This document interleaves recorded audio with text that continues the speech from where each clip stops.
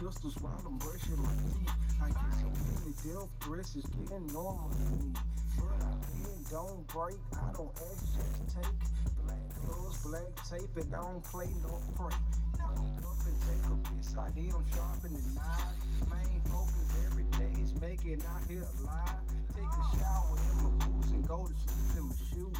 Last night I had a dream, killers running in my room. Trying to be patient, but nigga, I can't wait. Only chance to kill my enemies and beat my case. So when they ask me how I feel about them, I can't say you either with me or against me or you're in my way. I got a pack of 100 wolves, and if I don't feed them, then they might turn on me. Feel like I don't need. I keep the best pedigree, but hell, I don't breed them. There's a lot of people scared of me, and I can't blame. They call me crazy so much, I think I'm starting to believe. I did some things to some people that was downright evil. Is it karma?